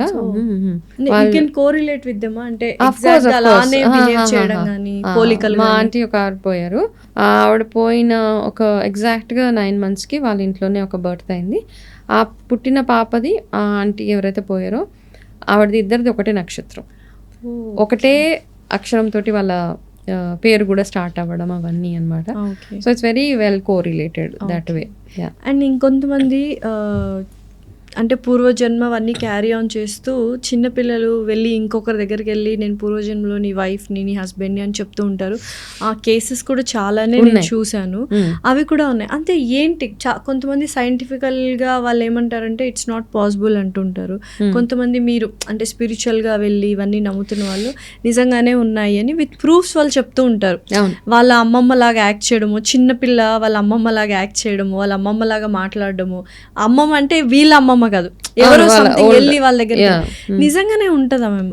అంటే ఇలా ఎందుకు జరుగుతుంది? ఇంత మిస్టరీ ఏంటి అసలు? ఇదే మిస్టరీ లేదు మా, యాక్చువల్గా వాళ్ళకి పాస్ట్ లైఫ్ మెమరీస్ చాలా స్ట్రాంగ్ ఉంటాయి. ఇప్పుడు నేను పాస్ట్ లైఫ్ రిగ్రెషన్ థెరపిస్ట్ కాబట్టి I did the training but I don't practice it. కాకపోతే ఇలాగే నాకు కూడా ఇన్ని డౌట్లు నిజంగానే ఉంటుందా అని ఒక్క డౌట్ తోటే వెళ్ళి ఏమవుతుందంటే when we go back in to our past life డెఫినెట్గా మనకి ఆ థాట్స్ ఎక్కడో ఒక మెమరీ అట్లా ఎవరైనా చూస్తే వీళ్ళు మాకు తెలుసు అన్న ఒక ఫీలింగ్ ఉంటుంది. ఒక ఇన్సిడెంట్ ఆల్రెడీ నా లైఫ్ లో ఇది అయింది అన్న ఒక ఫీలింగ్స్ ఇట్లాంటివి ఆల్రెడీ అయిపోయింది అన్న ఫీలింగ్ వస్తుంటది. ఎవరైనా చూస్తే ఎక్కడో చూసినా లేకపోతే ఎవరైనా చూడగానే తొందరగా వాళ్ళతో కనెక్ట్ అయిపోతాం మనము, రైట్? సో ఇట్లాంటివన్నీ ఎక్కడో ఒక పాస్ట్ లైఫ్ కనెక్షన్ మన యాక్చువల్గా చెప్పాలంటే మన ఇంట్లో వైఫ్ హస్బెండ్ పిల్లలు వీళ్ళైతే డెఫినెట్గా పాస్ట్ లైఫ్ నుంచి మన లైఫ్లోకి వచ్చిన వాళ్ళే. మిగతా వాళ్ళందరూ కార్మిక్ రిలేషన్స్ ఉంటాయి. పిల్లలు హస్బెండ్ వైఫ్ మాత్రం రిలేషన్ ఇస్ మదర్. ఇది మాత్రం ఎప్పటికీ మనకి లైఫ్ ఏదో ఒక రకంగా వాళ్ళు కనెక్ట్ అయి ఉంటారు మన లైఫ్లో. కాబట్టి పాస్ట్ లైఫ్స్ తొందరగా కొంతమందికి ఏంటంటే ఆ లాస్ట్ లైఫ్ మెమరీస్ ఇంకా ఉంటాయి వాళ్ళకి అనమాట. కొంతమందికి చాలా ఇంకా షార్ప్గా ఉంటాయి. కాబట్టి ఈ మధ్య రీసెంట్ గా చాలా చూసాం మనం. వైజాగ్ లో కూడా ఒక ఇన్సిడెంట్ అయింది. సో సేమ్ అదే పోలికలతో ఒక అమ్మాయి పుట్టడం ఇట్లాంటివన్నీ I believe in it. So అంటే ఎవరి నమ్మకం వాళ్ళది. డెఫినెట్లీ. అండ్ చాలామంది అంటే మానవ జన్మ రావడమే చాలా గొప్ప విషయము. ఇంతకుముందు అంటే 7-8 రూపాల తర్వాత 8-9 స్పీషీస్ తర్వాతనే మనకు మానవ జన్మ వస్తుంది అంటారు. బట్ ఒక్కసారే వస్తుంది అంటారు. కొంతమంది ఏమో మీరు అన్నట్టు పాస్ట్ లైఫ్ ఏది. సో నాకు తెలిసిన నాలెడ్జ్ మాత్రమే చెప్తున్నాను. ఓకే, ఈ లైఫ్ తీసుకోవడం కంటే ముందు మనకు కొన్ని కోట్ల లైఫ్స్ ఉంటాయి. ఇట్స్ ఇన్ థౌజండ్స్ అనమాట. మనకు చీమలు దోమలు చెట్లు ఓకే అన్నీ ఉంటాయి. 7 కాదు, ఓకే ఎన్నో ఉంటాయి. ఓకే ఒక దోమ ఉంటుంది, దట్స్ ఆల్సో ఆ లైఫ్. ఓకే చీమలు, డాగ్స్ ఉంటాయి, పెట్స్ ఉంటాయి, ఆవులు, ఎనీ ఫామ్ లో మనము ఉండి ఉండొచ్చు లాస్ట్ లైఫ్. మన సోల్ మాత్రం క్యారీ ఓవర్ అవుతూ సోల్ ఉంటుంది. అయితే ఒక్కసారి మనిషి జన్మ తీసుకున్న తర్వాత ప్రాబబ్లీ దాని తర్వాత కూడా we will be in human form. అందుకనే మనకి పాస్ట్ లైఫ్స్లో వెళ్తున్నప్పుడు మన మనిషి ఫామ్లో ఉన్నప్పుడు ఏవే గుర్తులు ఏవి ఎక్కువగా మనకి గుర్తొస్తూ ఉంటాయి. సో ఏంటి మ్యామ్ ఈ పాస్ట్ లైఫ్ రిగ్రెషన్ నేర్చుకున్నాను అన్నారు కదా, లైక్ స్టడీడ్ ఇట్ అని ప్రాక్టీస్ చేశారు అన్నారు. What is it all about? నిజంగానే గుర్తొస్తాయా? ఇప్పుడు నేను ఇఫ్ యూ అంటే ట్రైన్ కాదు, ఇప్పుడు మీరు నా మీద అది ప్రాక్టీస్ చేస్తే do I remember past life? Yeah of course. అంటే ఇట్ టేక్స్ సెషన్స్. ఇట్లా అనగానే ఇలా అనగానే అయిపోదు. Okay, it's a process. Hypnotherapy చేస్తారు మిమ్మల్ని మీ ఈ లైఫ్లో పాస్ట్కి తీసుకెళ్తారు. ఓకే, ఈ లైఫ్లో పాస్ట్కి తీసుకెళ్ళి దాని తర్వాత మెల్లిమెల్లిగా అక్కడి నుంచి బ్యాక్ టు మదర్స్ హోమ్ నుంచి అక్కడి నుంచి అంతకంటే వెనకాల ఏంటి అని హిప్నోథెరపీ ప్రాసెస్లో మీకు ఏవో ఒక షేడ్స్ ఆఫ్ ఏదో సమ్ రిమెంబర్ కొన్ని గుర్తులు వస్తూ ఉంటాయి. సబ్ కాన్షియస్లో స్కిప్ అయిపోతూ ఉంటారు ఒక లైఫ్ టు ఇంకొక లైఫ్. కొంతమందికి 2-3 లైఫ్స్ గుర్తు రావచ్చు, కొంతమందికి ఒకటే లైఫ్ ఏదో ఒక సినిమా లాగా గుర్తు రాదు. పాస్ట్ లైఫ్ అనగానే ఫుల్ సినిమాలో చూపిస్తారు కొన్ని, అట్లా ఉండదు. You will have shades of different lifes అన్నమాట. డ్రీమ్స్ ఎలా వచ్చి డ్రీమ్స్ లాగా కొంతమంది మనుషులు ఈ లైఫ్. నేను పాస్ట్ లైఫ్ ట్రైనింగ్కి వెళ్ళినప్పుడు ఒక అబ్బాయికి పాస్ట్ లైఫ్ చేస్తే అబ్బాయిది నెక్స్ట్ 10 daysలో మ్యారేజ్. ఓకే, ఆ అబ్బాయి ఏం చేశాడంటే పాస్ట్ లైఫ్ అంతా తెలిసేసుకుని first thing he left that place, వెళ్ళి తన మ్యారేజ్ క్యాన్సిల్ చేసుకున్నాడు. ఎందుకు అంటే ఇప్పుడు ఎవరైతే ఆ అమ్మాయి తన లైఫ్లోకి రాబోతుందో ఆ marriage won't last for long. Because ఇక్కడ ఏమవుతుందంటే మనం రిలేషన్షిప్స్లో బ్రేక్స్ చూస్తాం కదా, వాళ్ళు పాస్ట్ లైఫ్లో మనకి ఏదో ఒక ఎనిమిటీ ఏదో ఉంటుంది, ఈ లైఫ్లో వస్తారు మొత్తం షాటర్ చేసేస్తారు వెళ్ళిపోతారు. సో ఆ షాటర్ చేయడానికి తన వచ్చింది అన్న ఒక బిలీఫ్ తోటి వెళ్ళాడు, విచ్ ఇస్ ట్రూ యాక్చువల్గా. ఓకే, దాని తర్వాత ఫర్దర్గా ఏం చేశారంటే వాళ్ళు ఏదో వాళ్ళ చెకింగ్ అవంతా చేసుకున్నారు, but she's not the right girl in his life అని అర్థమైపోయింది. దాని తర్వాత ఓకే నేను చేసింది మంచిదే అని అబ్బాయి అనుకొని, సో అట్లా మనకు ఆ షేడ్స్ వస్తూ ఉంటాయి, చిన్న చిన్న గుర్తులు వస్తూ ఉంటాయి, కానీ అది గుర్తుంచుకోలేము మనం. ఓకే, మన వరకే ఉంటుంది. దాని తర్వాత మళ్ళీ ఒక ప్రాసెస్ ఉంటుంది, హిప్నోటైజ్ చేసి మళ్ళీ మిమ్మల్ని బ్యాక్ టు నార్మల్ తీసుకొచ్చేస్తూ ఉంటారు. సో ఇప్పుడు it's a very big process అనమాట. కొంతమందికి గుర్తురాదు కూడా, ఎందుకంటే వాళ్ళకి ఎన్నో ఎమోషనల్ బ్లాకేజెస్ ఉంటాయి. నా విషయంలో చెప్తాను, నాకు 2 years అప్పుడు ఒక చిన్న ఇన్సిడెంట్ అయింది నా లైఫ్లో. ఆ ఇన్సిడెంట్ అసలు నేను మర్చిపోయాను. నాకు 2 years అంటే ఎవరికి గుర్తుంటుంది? ప్రాబబ్లీ మా పేరెంట్స్ కూడా అంత పెద్ద ధ్యాస ఉండదు. I was doing my past life. నాకు ఎవరైతే నా మెంటర్ నాకు పాస్ట్ లైఫ్ చేసినప్పుడు ఐ రిమెంబర్ దట్ ఇన్సిడెంట్. అది విని చిన్న ఇన్సిడెంటే చాలా, ఇట్స్ నాట్ వెరీ ఇది, but I cried so much. ఆ ప్రాసెస్లో ఎంత ఏడ్చానో అసలు నేను ఆ ఇన్సిడెంట్స్ తలుచుకొని ఆ ప్రాసెస్లో ఏడ్చి so that's was one of the small things అనమాట. సో ఆ ఇన్సిడెంట్ యొక్క డీప్ స్కార్ ఏదైతే ఉందో నా లైఫ్లో ఇప్పటికీ ఉంది అది.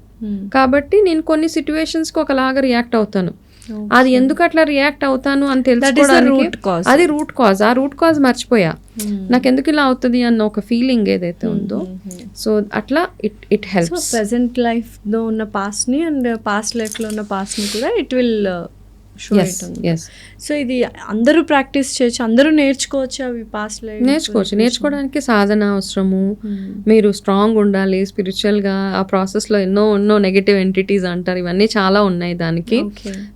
నా training was all a very scary process కూడా. So it's like life risking అంటారా, లేకపోతే నెగటివ్ ఎనర్జీస్ అంటే అఫ్ కోర్స్ నెగటివ్ ఎనర్జీ మన దగ్గరకు వస్తుందంటే ఇట్స్ లైఫ్ రిస్కింగ్. ఏదో ఒక్కొక్కసారి నెగటివ్ ఎనర్జీస్ ని హ్యాండిల్ చేయాల్సి వస్తుంది. అంటే ఫస్ట్ మీరు ఎక్స్ట్రీమ్ గా స్పిరిచువల్ గా ఎవాల్వ్ అయ్యి చాలా స్ట్రాంగ్ అయ్యి తర్వాత ఇట్లాంటి ప్రాక్టీసెస్ చేసుకోగలిగితే it will be good. It is అంటే మీ ఇంట్రెస్ట్ని బేస్ చేసుకుని అంతే చేసేస్తే చాలా బాగుంటుంది, అందరూ థెరపిస్ట్లు అయిపోవచ్చు అని కాదు.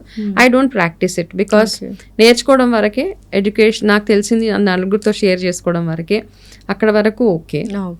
But I can relate. ఎవరైనా వచ్చి నాతో ఈ ప్రాబ్లం ఉంది అని చెప్తే ఎందుకు వస్తుంది ఇట్లాంటి ప్రాబ్లం అని నేను చెప్పగలుగుతాను వాళ్ళకి. అండ్ నెక్స్ట్ ఇందాక మనం అన్నట్టు negative energy and positive energy, నిజంగానే ఈ spirits and bad souls good souls ఇవన్నీ ఉన్నాయంటారా? అంటే చాలామంది నేను అంటే నేను విన్నది ఇప్పుడు మనం ఇక్కడ కూడా సోల్స్ అన్నీ ఉంటాయి మన చుట్టూ కూడా, బట్ మనము ఎంతవరకు వాటిని అట్రాక్ట్ చేస్తున్నాము లేదా మనం ఎంత భయపడుతున్నాము అనే దాన్ని బట్టి కూడా అవి మనల్ని అట్రాక్ట్ చేస్తాయి అని విన్నాను. Is it true? అంటే సోల్స్ అనేవి ఎక్కడైనా ఉంటాయా? లైక్ స్పిరిట్స్ ఆర్ ప్రెసెంట్, ఎక్కడైనా ఉంటాయి.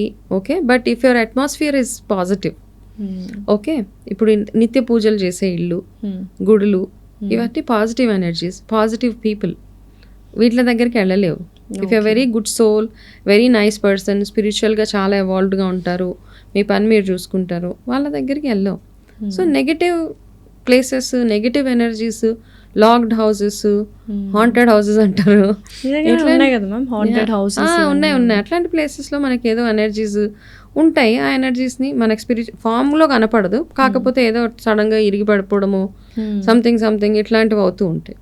Okay, yeah. సో మళ్ళీ బ్లాక్ మ్యాజిక్స్ అనేవి ఎక్కువగా వినిపిస్తున్నాయి ఈ మధ్య కాలంలో. ఒకప్పుడు మొత్తం పోయిండే, మళ్ళీ ఈ మధ్య కాలంలో ఎక్కువగా వినిపిస్తున్నాయి చేతబడులు అనేవి. నిజంగానే అంటే కొంచెం పాస్ట్ బ్లాక్ మ్యాజిక్స్, ఇప్పుడు చేతబడి అనేది ఎలా అప్పట్లో అంటున్నాం, ఇప్పుడు బ్లాక్ మ్యాజిక్ అనేది ఎలా వచ్చిందో అలా పాస్ట్ బ్లాక్ మ్యాజిక్స్ కూడా ఉన్నాయి, చాలా డేంజరస్ అని విన్నాము. నిజంగానే ఉంటే పరిస్థితి ఏంటి మ్యామ్? మనుషుల పరిస్థితి అంటే ప్రపంచ పరిస్థితి ఏంటి నిజంగానే ఉంటే? అంటే ఒకడు పైకి ఎదుగుతున్నాడు అంటే 10 మంది లాగే ఇదిలో ఉన్నాం ఇప్పుడు మనం. డెఫినెట్లీ అదే ఒకటి నిజంగానే అలాంటి ఒక శక్తితో మనం లాగొచ్చు అని నశింపజేయచ్చు అంటే ఇలా ఉండేవాళ్ళం కాదు ఇప్పటికీ. మీరు నేను ఇలా కూర్చొని మాట్లాడే వాళ్ళం కూడా కాదేమో. సో నిజంగానే ఉన్నాయి అసలు బ్లాక్ మ్యాజిక్ అనేది. మన సాటిస్ఫాక్షన్ కోసం మనం బ్లాక్ మ్యాజిక్ చేస్తాము. ఓకే, సో ఎవరన్నా అంటున్నా వాళ్ళ మీద బ్లాక్ మ్యాజిక్ చేసేస్తే వాళ్ళు ఏదో మారిపోతారు. It's not very easy. And first of all it's not a right practice also. ఎవరైతే తంత్ర విద్య ఉంది, ఓకే, తంత్రం తోటి చేయొచ్చు, ఏదైనా చేయొచ్చు. కాకపోతే తంత్రం ఈజ్ నాట్ నెగటివ్. యాక్చువల్గా ఏంటంటే తంత్రాన్ని మనం చాలా డిఫరెంట్గా, తంత్రం ఈజ్ అ పాజిటివ్. ఇప్పుడు మనకి ఏదైనా ఒక బ్యాడ్ ఎనర్జీని బయటకు పంపించాలి ఫర్ ఎగ్జాంపుల్, సో తంత్రం పనిచేస్తుంది అప్పుడు. That's a good one. కాకపోతే ఆ తంత్రాన్ని మనం ఎట్లా యూజ్ చేస్తున్నాము అన్న దాని మీద డిపెండ్ అయి ఉంటుంది నెగటివ్. ఇప్పుడు చాలా మంది అంటారు నాకు ఏదో తిన్న దాంట్లో ఏదో కలిపేశారండి, చాలా మంది వామిట్ చేస్తారు కూడా, దాన్ని నల్లగా ఏదో కక్కుతున్నా అంటారు, మందు పెట్టేశాను అంటారు, నిజం అంటారు. అంటే చాలా నిజంగా చెప్తుంటారు వాళ్ళు, అంటే ప్రూఫ్ తో సహా చెప్పడం జరుగుతుంటది. ఇదంతా ఏం ఉండదు, మందు పెట్టేసి మీ కడుపులో సంవత్సరాలు మందు ఉంటుందా? ఇట్స్ ఆల్ యువర్ బిహేవియర్ అంతే. మీరు ఆ టైంకి అట్లా బిహేవ్ చేస్తారు. సో ఎవరైతే కడుపులో మందు ఉంది, వామిటింగ్ చేయించేసే వాడు ఏదో కషాయం పోస్తాడు, దానికి మనం వామిటింగ్ వస్తుంది, మందు పోయిందమ్మా మీరు వెళ్ళండి అక్కడ డబ్బులు పెట్టండి అంటాడు. ఓకే, ఇట్స్ ఆల్ వీళ్ళకు పాజిటివ్ థింగ్, మందు పోయింది ఇప్పటి నుంచి మేము హెల్దీగా ఉంటాం అంతే. అది ఓకే, ఒక రకంగా అది పాజిటివే. కాకపోతే నన్ను ఎవరో మందు పెట్టారు, ఎవరు పెట్టారు మందు? మీ తోటకోడలో ఆడబడుచో ఎవరో పెట్టేశారని బ్లేమ్స్ వాళ్ళ మీదకి వెళ్తాయి. సో అంత ఈజీ కాదు. ఎక్కడో మందు, ఎవరో మందు, జ్వరం రాగానే నాకు మందు పెట్టారు, ఏదైనా యాక్సిడెంట్ అవగానే ఎవరో మందు పెట్టారు. It's not so easy. Okay, and చేసే వాళ్ళకి కూడా ఒకవేళ నిజంగా ఆ మందులు పనిచేయాలని చేసే వాళ్ళ యాక్చువల్గా ఏంటంటే మన ధర్మంలో అట్లాంటివి చేయకూడదు. ఒకవేళ ఒక విద్య తెలిసినప్పుడు, ఒకవేళ ఒక మనిషికి నెగిటివ్ అవ్వడానికి చేసే విద్య ఏదైతే ఉందో అది చేయగానే వాళ్ళకి ఆ పవర్స్ పోతాయి. ఫస్ట్ అండ్ ఫార్మోస్ట్ థింగ్ అది గుర్తుపెట్టుకోవాలి మనం. కాబట్టి అలా మందులు పెట్టడాలు ఇవంతా బుల్షిట్. ఓకే, బ్లాక్ మ్యాజిక్స్ కాదు. ఆఫ్ కోర్స్ ఒక మనిషి మీద మనం నెగటివ్గా మాట్లాడుతూ ఉంటే వాళ్ళకి అది తగులుతుందేమో అంతే, తప్పిస్తే మీరు ఇలా అనగానే ఏదో బ్లాక్ మ్యాజిక్ అయిపోవడం. ఇంకొకటి ఈవిల్ ఐ అందరు పెట్టుకుంటున్నారు ఈ మధ్య, లైక్ రింగ్స్ కావచ్చు, ఇది కావచ్చు, మంచిదే అంటారా ఈవిల్ ఐ? మనం బ్రాస్లెట్స్లో కూడా చూస్తూ ఉన్నాము, నరదృష్టి ఉండకూడదు. అవన్నీ ఇప్పుడు ఈ మధ్య కాలంలో వచ్చినవి విలై అవన్నీ it's all fancy things. And ఇంకొకటి ఏంటంటే చాలా మంది కాళ్ళకి నల్లదారం కట్టుకుంటున్నారు. అవును. సో అవి చూసినప్పుడల్లా నాకు అనిపిస్తుంది నల్లదారం కాన్సెప్ట్ అంటే ఎక్కడి నుంచి వచ్చింది ఇది? యాక్చువల్గా ఏంటంటే చిన్నపిల్లలు 6 నెలల వాళ్ళకి నడక రానంత వరకు వాళ్ళ కాళ్ళకి ఒక నల్లదారం వాళ్ళకి దిష్టి తగలకుండా పెట్టారు. దాని తర్వాత వాళ్ళకి ఎప్పుడైతే నడక స్టార్ట్ అవుతుందో తీసేస్తారు అది. ఓకే, ఇక్కడ చాలా ఆస్పెక్ట్స్ ఉన్నాయి. నల్లదారం మనం కాశీతాడు అంటాము. కాశీతాడు కాశీ నుంచి తీసుకొస్తారు, అది ఒక చేతికి కట్టుకుంటాము, బ్రెస్ట్కి కట్టుకుంటాము, అది ఇక్కడే వర్క్ చేస్తుంది, లేకపోతే మెడలో వేసుకుంటాము. రైట్, అది ఎప్పుడైతే కాళ్ళకి కట్టుకుంటామో మనం ఏం చేసి ఇట్స్ అ వెరీ పవర్ఫుల్ దారం. అది నలుపు రంగు ఏదైనా కానీ కాళ్ళకి ఈ మధ్య ఎవరు ఆడపిల్లలు చూసినా కాళ్ళకి ఇట్లా నల్ల దారం పిల్లలకి. So please remove it. Okay, ఆ నల్ల దారం కట్టుకున్నాక మీకు ప్రాబ్లమ్స్ యాడ్ అయితే తప్పిస్తే దాని మీద రిజాల్వ్ కాదు. పాదాలకు ఎప్పుడైనా silver is good, moon energy అంటాం కదా, గ్రౌండెడ్గా ఉండడానికి మనకి silver is always good for your feet అనమాట. బంగారు పట్టీలు కూడా వేసుకున్నాం. లక్ష్మి అగైన్ బంగారు అంటే గోల్డ్ ఎనర్జీ ఈజ్ అప్వర్డ్ అమ్మా, silver energy is downward.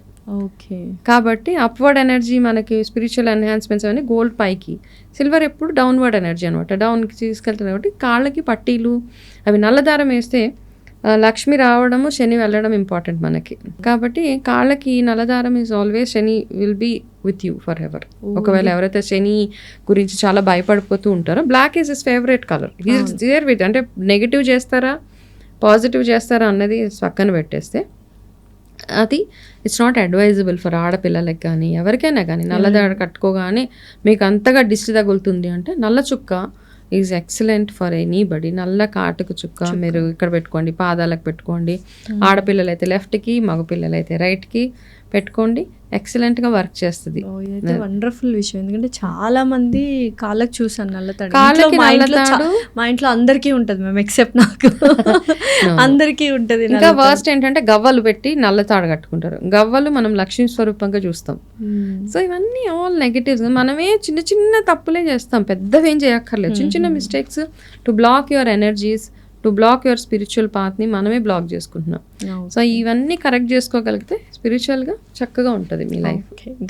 Thank you so much Vanaja గారు. అండ్ చాలా మంచి మంచి విషయాలు చెప్పారు. అంటే చాలామందికి తెలియక కొన్ని మిస్టేక్స్ చేస్తున్నారు మంచి అనుకొని, బట్ అది తెలుసుకోవడం అనేది వెరీ ఇంపార్టెంట్. సో ఇలాంటి పాడ్కాస్ట్లు చాలా చేద్దాము, బోల్డ్ అనే విషయాలు జనాలకు చెప్దాం, మంచి విషయాలు స్పిరిచువల్గా ఉండడానికి, పాజిటివ్ ఎనర్జీని వాళ్ళు మేనిఫెస్ట్ చేసుకోవడానికి. Will do lot of things and I really చాలా ఇన్స్పైరింగ్ ఉమెన్ మీరు నాకు. Thank you so much for coming. నమస్తే. నాకు తెలిసిన ఇన్ఫర్మేషన్ మాత్రమే షేర్ చేసుకున్నాను. ప్రాబబ్లీ ఇంకా చాలా మంది ఉన్నారు మంచి మంచి నాలెడ్జ్ తోటి. So I think I'm trying to get lot of knowledge about this అనమాట. అంటే మనం అనవసరంగా గుడ్డిగా వెళ్ళిపోకుండా క్లారిటీ తోటి ఏం చేసినా ఒక క్లారిటీ తోటి చేస్తే బాగుంటుంది. Super, thank you. వెల్కమ్. నమస్తే.